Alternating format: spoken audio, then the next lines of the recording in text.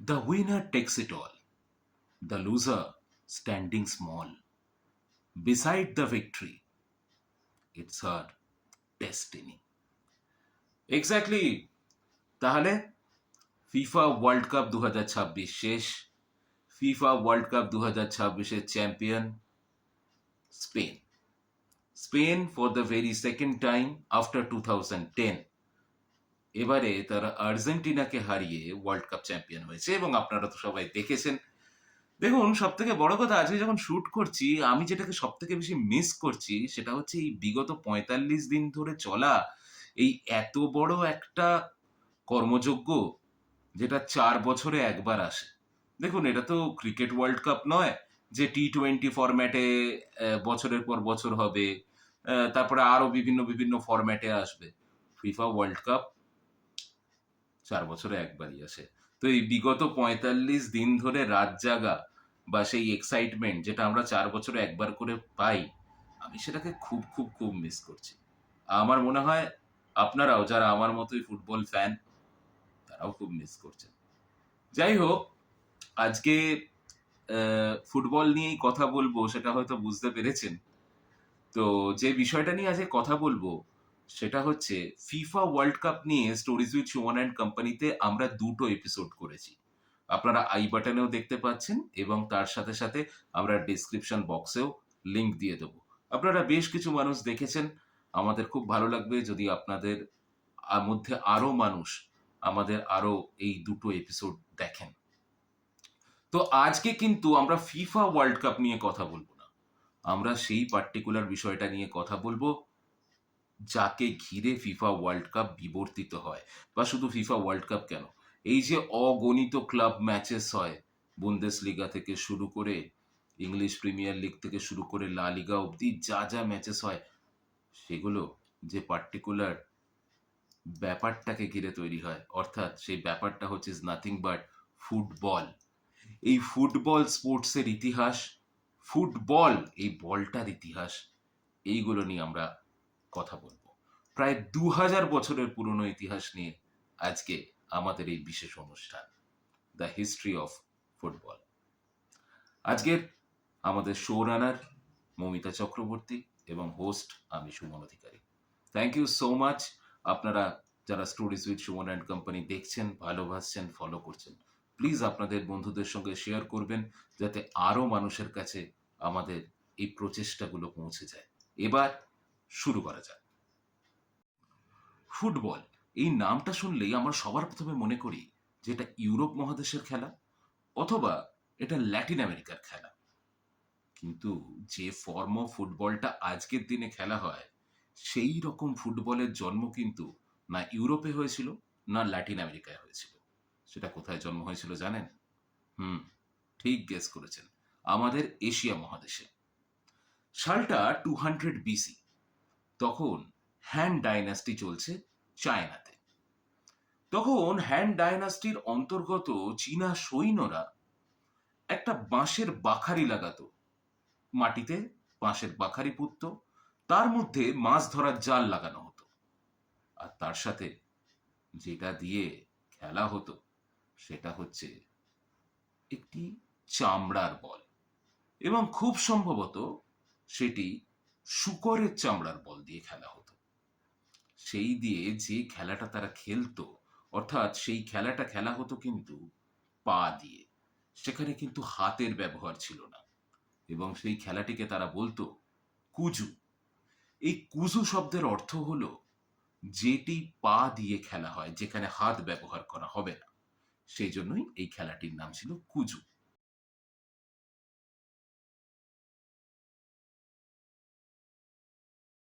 তো চাইনিজরা প্রথম এই পার্টিকুলার খেলাটার জন্ম দেয়, যার নাম কুজু, এবং সেটি সাধারণভাবে খেলা হতো চীনা সৈন্যদের মধ্যে।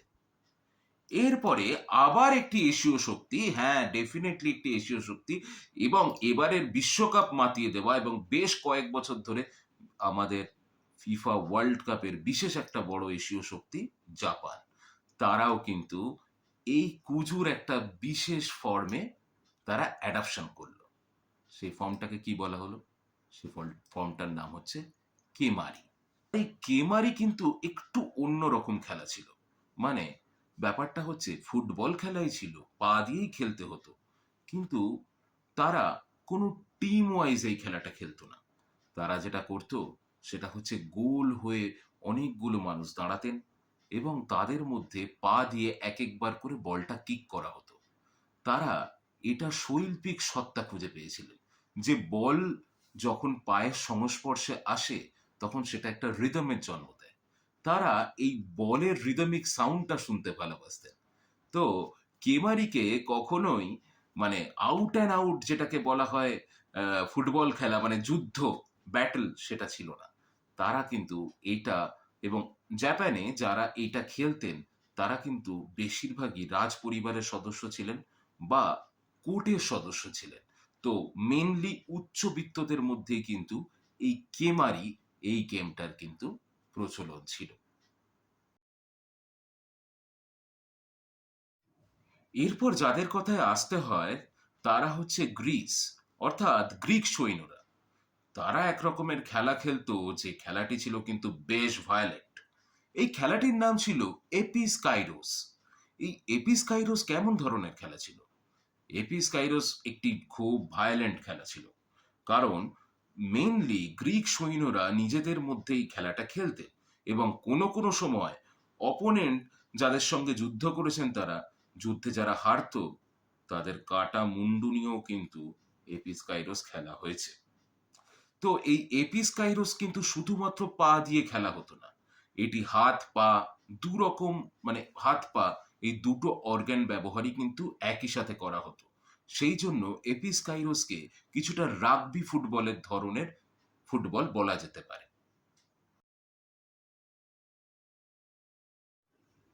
তো গ্রিকদের কথা যখন হলোই তখন রোমানদের কথাও তো বলতে হবে। কারণ গ্রিক থেকে রোমান সাম্রাজ্য যখন চলে এলো তখন রোমানরাও গ্রিকদের কাছ থেকে এই পার্টিকুলার খেলাটা নিয়ে নিল, কিন্তু অন্য একটি নামে। তাদের খেলার নাম দিল তারা হারপাস্টাম। এই হারপাস্টাম খেলাটিও কিন্তু ওই একই ধরনের একটা ভায়োলেন্ট টাইপ অফ খেলা ছিল। এখানেও হাত এবং পা দুটোই ব্যবহার করা হতো এবং তারা মেনলি শূকরের ব্লাডার বা অন্যান্য কোনো প্রাণীর ইনফ্ল্যামেটরি ব্লাডারকে দিয়ে তৈরি করত বল। আর যেটা আগেই বলেছি কোনো কোনো সময় তারা তাদের অপোনেন্টের কাটা মাথা দিয়েও কিন্তু এই পার্টিকুলার খেলাটি খেলতো, যার নাম হারপাস্টাম এবং যেটিও ফুটবল বা রাগবি ফুটবলের একটা অংশ। রোমানদের ফুটবল খেলার একটা নমুনা দিই। রোমান পলিটিশিয়ান সিসেরো বলছেন ওই ১০৬ থেকে ৪৩ বিসির মধ্যে তিনি জানাচ্ছেন যে রোমান স্ট্রিটের মধ্যে এক ভদ্রলোক তিনি সেলুনে সেভ করছিলেন মানে দাড়ি কামাচ্ছিলেন। সেই সময় একটি এয়ারফিল্ড বল মানে রাস্তার মধ্যে ফুটবল খেলা হচ্ছিল এবং একটি এয়ারফিল্ড বল তার গায়ে লাগে, মানে তিনি শেভ করাকালীনই তাকে হিট করে এবং তিনি কিন্তু সঙ্গে সঙ্গে সেখানেই মারা যান। এবং তাতে কিন্তু রোমান সৈন্যদের সামান্যতম রিপেন্ট হয়নি, তারা এটাকে কোল্যাটারাল ড্যামেজ বলে চালিয়ে দিয়েছিলেন। তো এতটাই কিন্তু ক্রেজ সেই সময় গ্রিক এবং রোমান সৈন্যদের মধ্যে এই পার্টিকুলার খেলাটাকে নিয়ে ছিল।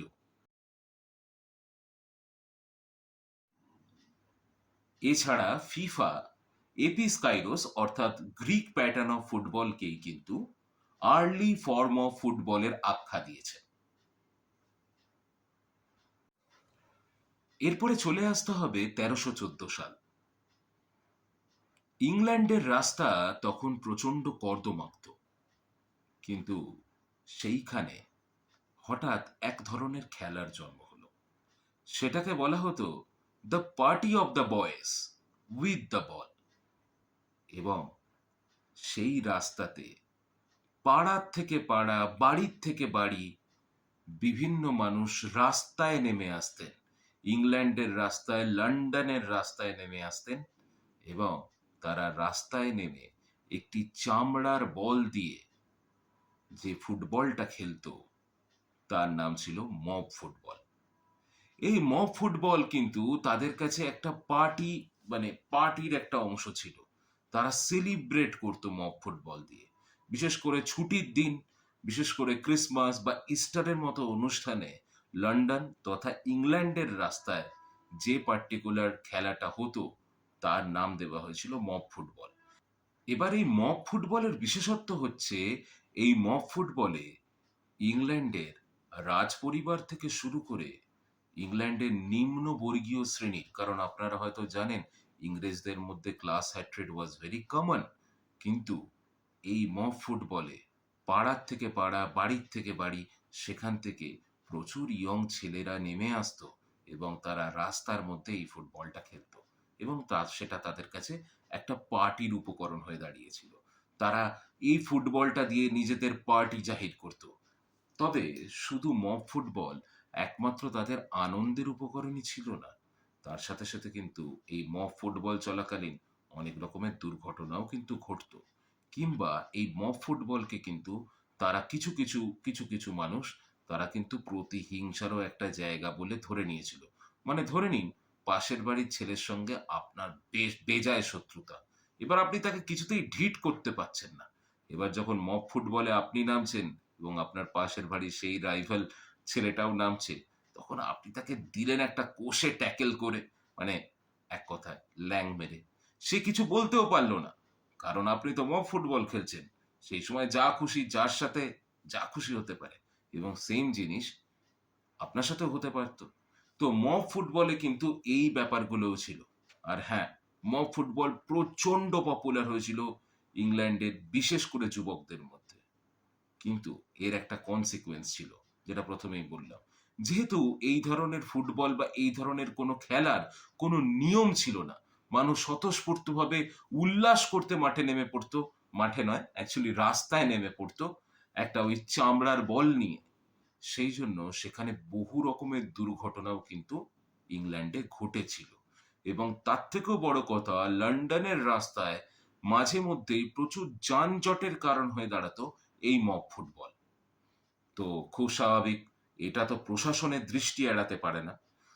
তো প্রশাসনের দৃষ্টি কিন্তু আকর্ষণ করলো এই মব ফুটবল, এবং তারা দেখতে পেল এই মব ফুটবলের জন্য কিন্তু বেশ কিছু ক্ষতির সম্মুখীন তাদেরকে হতে হচ্ছে। তো লন্ডন শহরের মেয়র প্রচন্ড রকমের খোঁচে গেলেন, এক কথায় প্রচন্ড খোঁচে গেলেন। উনি মনে করলেন এই মব ফুটবল চলতে দেওয়া কোনো রকম ভাবে যাবে না।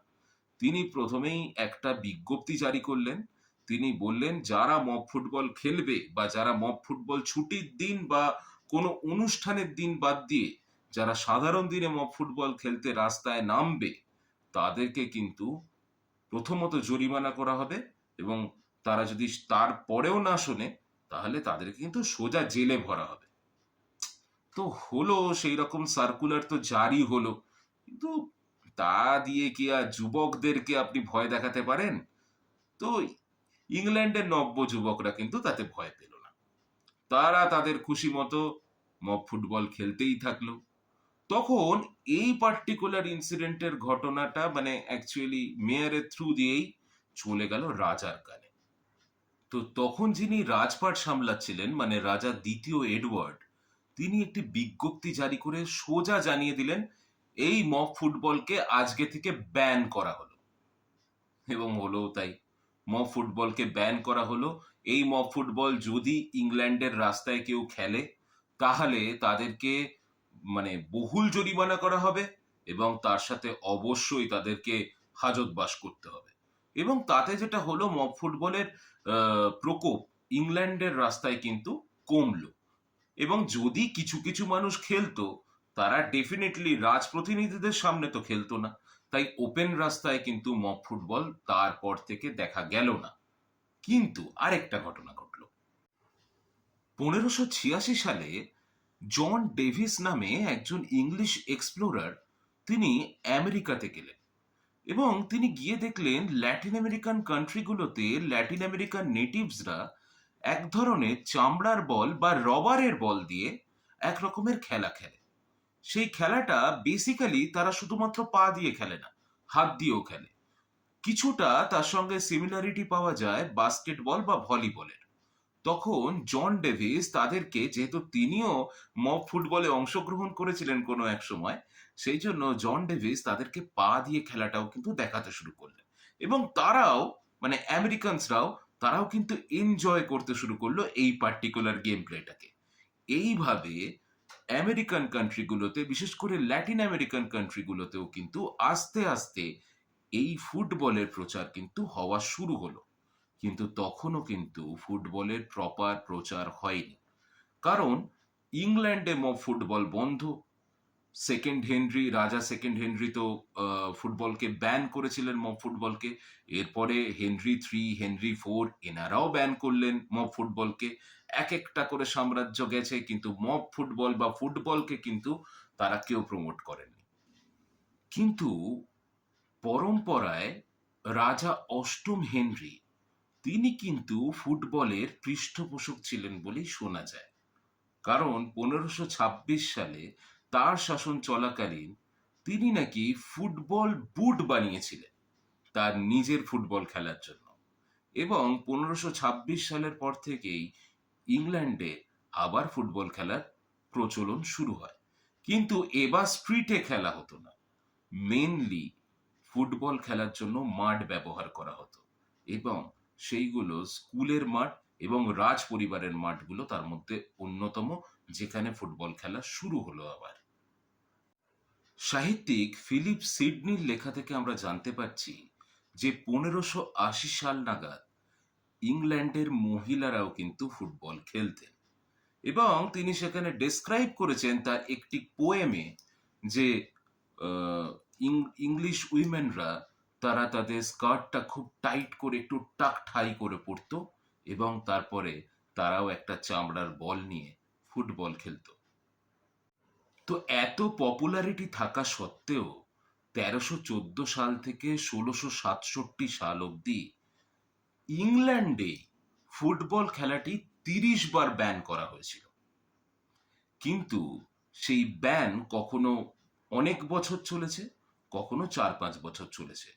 কিন্তু এতটা পপুলার স্পোর্ট হওয়া সত্ত্বেও কোনো প্রশাসন, কোনো রাজপরিবার সেইভাবে কিন্তু ফুটবল খেলাটাকে সাপোর্ট করেনি। এর পেছনে আমার দুটো কারণ পার্সোনালি মনে হয়। কিছুটা ক্লাস হ্যাট্রেড, যেহেতু ফুটবল এমন এক ধরনের খেলা যেখানে কোনো শ্রেণীর ভেদাভেদ নিয়ে খেলতে পারা যায় না, এটা একটা কারণ। আর 2 নম্বর কারণ হচ্ছে, যেটা অলরেডি আমরা ডিসকাস করেছি, যে কিছুটা ভায়োলেন্সকে প্রমোট করা হতো তৎকালীন ফুটবল খেলাগুলোতে, যেহেতু ফুটবলের কোনো ইউনিভার্সাল রুলস তখনও স্টার্ট হয়নি। কিন্তু এবার সেইটার গল্প বলা যাক, যে ফুটবলের ইউনিভার্সাল রুলস কখন থেকে শুরু হলো। 1863 সাল, ইংল্যান্ডে তখন নবজাগরণের ছোঁয়া লেগেছে, এবং সারা ইংল্যান্ড জুড়ে ভিন্ন ভিন্ন স্কুল কলেজ তৈরি হচ্ছে, এবং যে স্কুল কলেজগুলো তৈরি হচ্ছে সেই স্কুল কলেজের নিজস্ব প্লেগ্রাউন্ড রয়েছে। সেখানে প্রত্যেকটি স্কুলের নিজস্ব মাঠ রয়েছে, এবং প্রত্যেকটি স্কুলের একটি করে ফুটবল ও রাগবি টিম রয়েছে। এমত অবস্থায় এবেনজর মরলি বলে এক ভদ্রলোক লক্ষ্য করলেন যে ফুটবল, যেটা অত্যন্ত পপুলার একটা খেলা, কিন্তু সেখানে কয়েকটা কনস্ট্রেন্ট দেখা দিচ্ছে।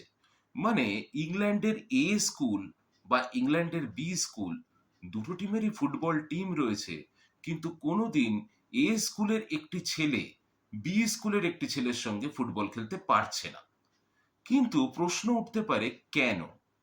প্রশ্ন হচ্ছে এটাই, যে এ স্কুল যে যে টাইপ অফ ফুটবলটা খেলে, সেই টাইপ অফ ফুটবলটা হচ্ছে শুধুমাত্র গোল কি করে দেওয়া যায়। আবার বি স্কুল যে টাইপ অফ ফুটবলটা খেলে, সেই ফুটবলের মেন অ্যাট্রাকশন হচ্ছে কিভাবে পাস করা যায়। আর সি স্কুল যে পার্টিকুলার ফুটবলটা খেলে, সেটা এক কথায় বলতে গেলে কিভাবে ট্যাকেল বা ল্যাং মারা যায়। অতএব একটা এ স্কুলের ছেলে বি স্কুলের সাথে খেলতে পারছে না, আবার একটা বি স্কুলের ছেলে সি স্কুলের সাথে খেলতে পারছে না। তাই এই মরলি সাহেব মনে করলেন যে আফটার অল ফুটবলের একটা ইউনিভার্সাল রুল হওয়াটা খুব জরুরি। মরলি সাহেব তখন চিঠি লিখলেন লন্ডনের স্কুল অ্যাসোসিয়েশনকে তিনি চিঠি লিখে এইটা অ্যাড্রেস করলেন যে তিনি মনে করেন যে তাদের একসাথে সমস্ত স্কুল টিমের একসাথে একটা মিটিংয়ে বসা উচিত, এবং সেই মিটিংটা তিনি অ্যারেঞ্জ করেছিলেন ফ্রিম্যানস ক্লাবে। এবং ফ্রিম্যানস ক্লাবে একটি পার্টিকুলার বিকেলবেলা তারা সেই মিটিংয়ে বসলো। বসার পরে তাদের মধ্যে আলোচনা করা হলো যে তারা যেন একসাথে প্র্যাকটিস করতে পারে। তাহলে তাদের মধ্যে এক্সচেঞ্জ অফ গেম প্লে হবে এবং তাতে ফুটবলের উন্নতি হবে। কিন্তু সেসব স্কুলের মধ্যে এতটাই রাইভেলারি ছিল, তারা একে অপরের সঙ্গে খেলতে তো কেউ রাজিই হলো না। তারা একে অপরের এগেনস্টে খেলতে পারে কিন্তু সঙ্গে তো খেলতে পারে না। মল্লি সাহেব তাদেরকে বোঝালেন। তারপরে একটি ভোটাভুটি হলো। সেই ভোটাভুটিতে মল্লি সাহেব জিতলেন এবং তারপর থেকে কিছুটা এক্সচেঞ্জ অফ গেম প্লে শুরু হলো। মানে আজকের দিনের হিসেবে বিচার করে দেখুন, একটি ব্রাজিলিয়ান ফুটবলার একটি জার্মান ফুটবলারের সঙ্গে খেলতে পারবে না, কারণ দুজনের গেম প্লে আলাদা। এটা যদি চলতো তাহলে এই বিখ্যাত ক্লাবগুলো যাদের খেলা আমরা রাত জেগে জেগে দেখি, তাদের খেলা কি আমরা দেখতে পারতাম? তাই একটা ধন্যবাদ মল্লি সাহেবকে অবশ্যই দিতে হয় এই পার্টিকুলার ব্যাপারটা শুরু করার জন্য। তবে শুধুমাত্র তাই নয়, এছাড়াও আরো বেশ কিছু নিয়ম। মানে তখন যে ধরনের ফুটবল খেলা হতো সেটা একটা ফুটবল এবং রাগবির মিক্স। এবার রাগবির যে বল এবং ফুটবলের যে বল সেটা একটু ডিফারেন্ট হয়। তার থেকেও এবার ব্যাপারটা হচ্ছে রাগবির মতো খেলাতে বল সাথে করে নিয়ে যেতে হয়। তো মল্লি সাহেব যেটা বললেন যে যে কোনো বল সাথে করে নিয়ে যাওয়ার দরকার নেই, ফুটবল মাঠের বল দিয়ে খেলার ব্যাপারে। তো সেইটাতেও ভোটাভুটি হলো। বেশ কিছু মানুষ তার পক্ষে ভোট দিলেন, বেশ কিছু মানুষ তার বিপক্ষে ভোট দিলেন। এই ভোটেও তিনিই জিতলেন। তো সেই ভোটে তিনি জেতার পরে এটা ডিসাইড করা হলো যে ফুটবলটা সম্পূর্ণভাবে গোলাকার হবে এবং ফুটবল মাঠে ফুটবল থাকবে। নিজেদের পার্সোনাল বল দিয়ে খেলার মতো জিনিস সেটা নয়। মানে পার্সোনাল বল মানে আমি এখানে বলতে চাইছি ১১ জন প্লেয়ারের কাছে ১১ খানা বল। তারা ১১টা বল নিয়ে মাঠে নেমে প্র্যাকটিস করতো সেই সময়। সেইটাকে বন্ধ করা হলো। এইটা হচ্ছে আরেকটা ব্যাপার। এবার সেইগুলো তো ভোটাভুটি হলো, সেদিনের মিটিং আ পার্টলি সাকসেসফুল হলো। কিন্তু আফটার অল তাতেও মরলি সাহেব খুব একটা হ্যাপি হলেন না। তিনি মনে মনে এটাই ভাবলেন যে হ্যাঁ, কিছু রুলস হয়তো তৈরি করা গেল, কিন্তু সেই রুলসগুলোকে ইউনিভার্সাল বানানো গেল না।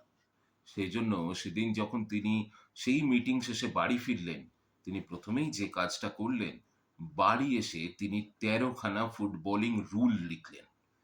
এই ১৩টা ফুটবলের রুলস কিন্তু আজকের দিনেও মেনে চলা হয় বা মডার্ন ফুটবলেও মেনে চলা হয়।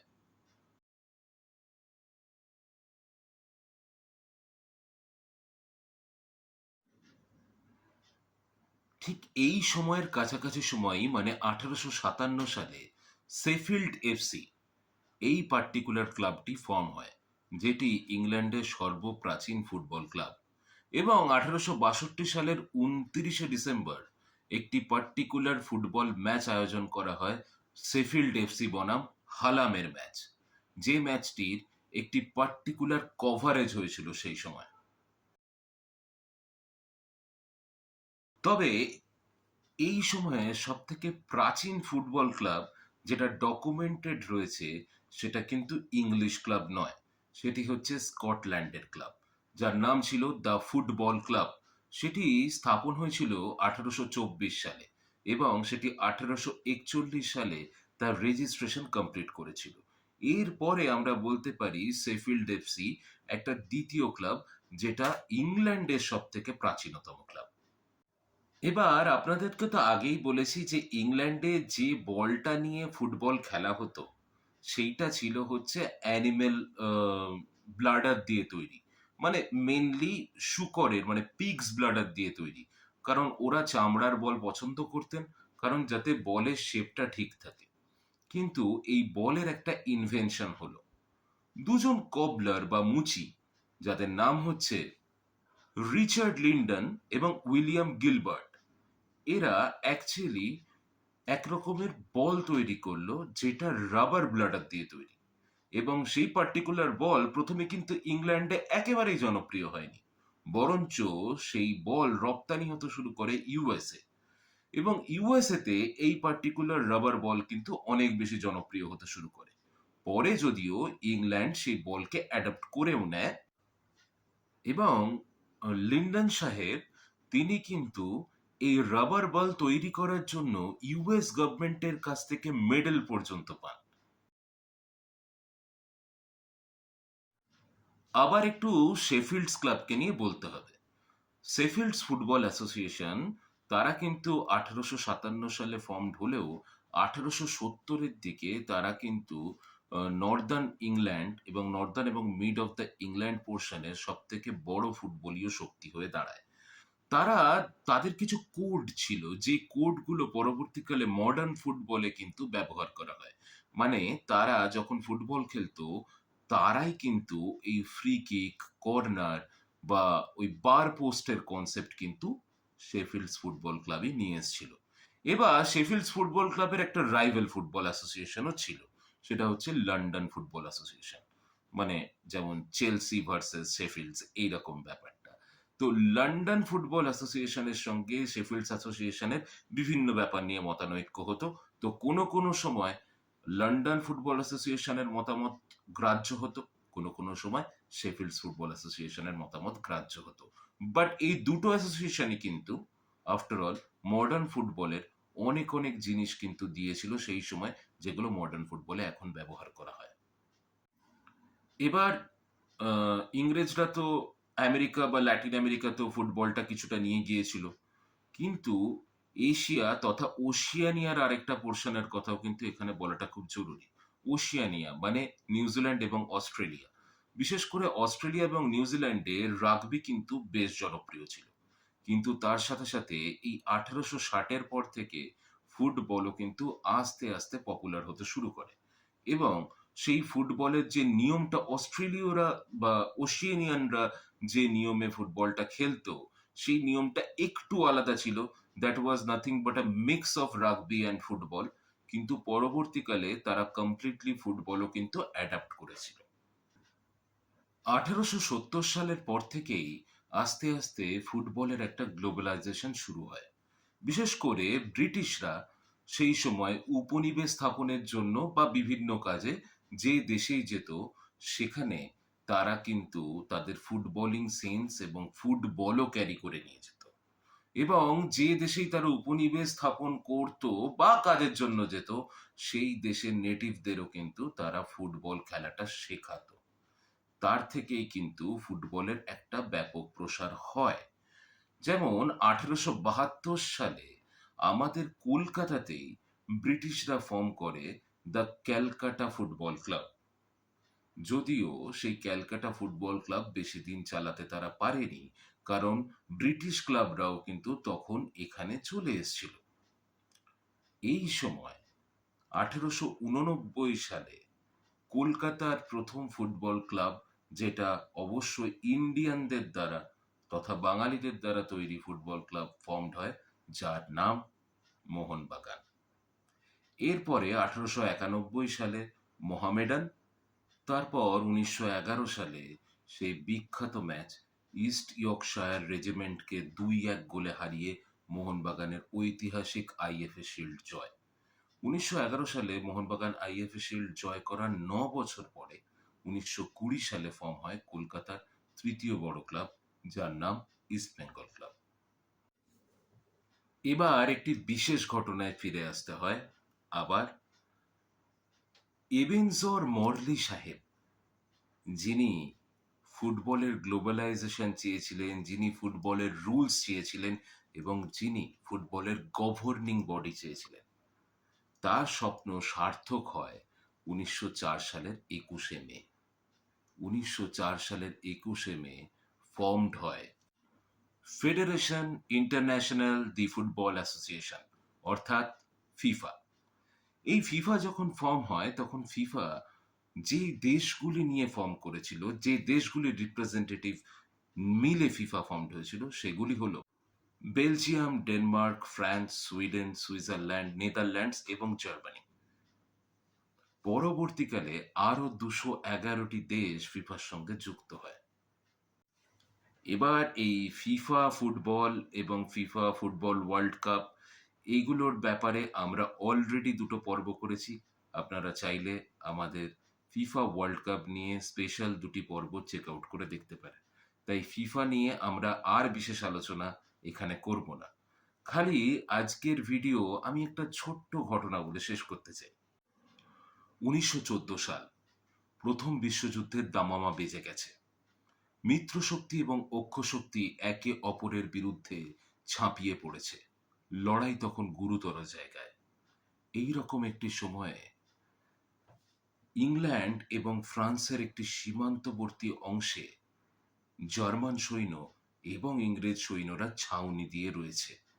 মাঝখানে একটি বড় প্রান্তর, যে প্রান্তরেই তাদের মধ্যে গোলাগুলি হচ্ছে, তাদের মধ্যে যুদ্ধ হচ্ছে।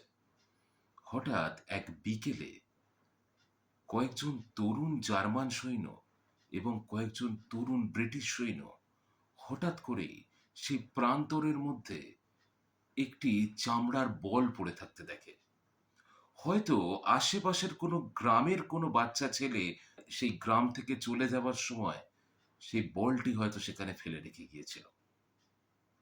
তো তারা যখন সেই বলটি দেখতে পায়, সেই যুযুধান দুই পক্ষ, অর্থাৎ সেই ব্রিটিশ সৈন্যের যুবকরা, ব্রিটিশ সেনা ছাউনির যুবকরা এবং জার্মান সেনা ছাউনির যুবকরা সেদিন ওই চামড়ার বলটি দেখে যার পর নাই উল্লসিত হয়েছিল।